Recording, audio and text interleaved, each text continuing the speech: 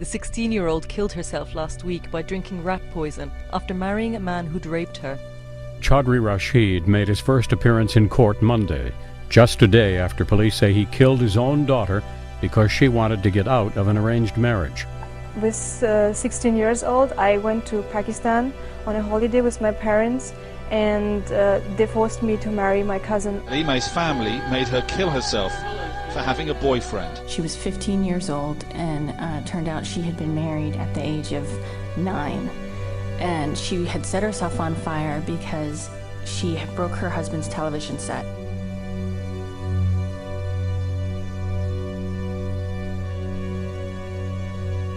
The video you just saw is one of the many tragic and extreme events that have occurred as a result of forced marriages.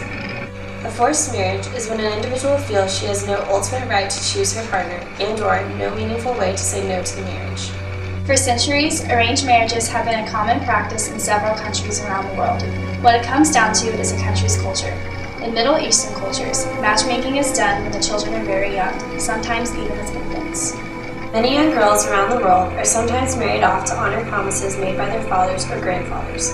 Many parents do not think of their children's happiness when the marriages are forced upon them. It is only the happiness of keeping that promise that is important.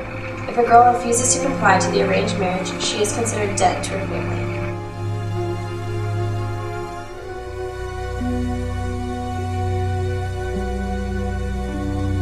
Many young girls are forced into arranged, loveless marriages, often leading them to become depressed. This forces them to escape their fate by using self-immolation.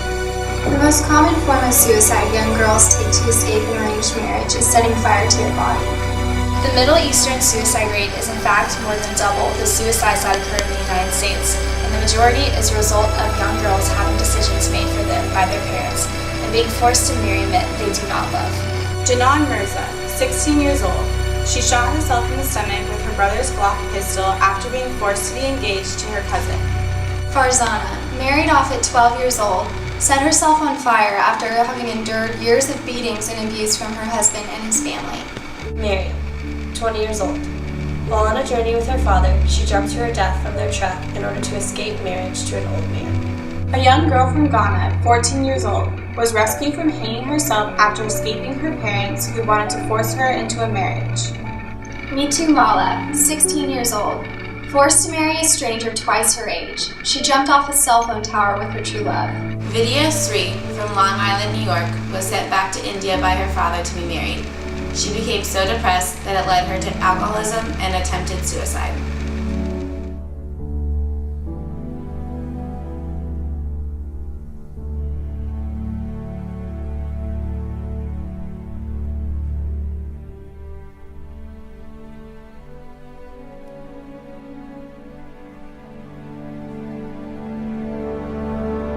These girls are our age and even younger.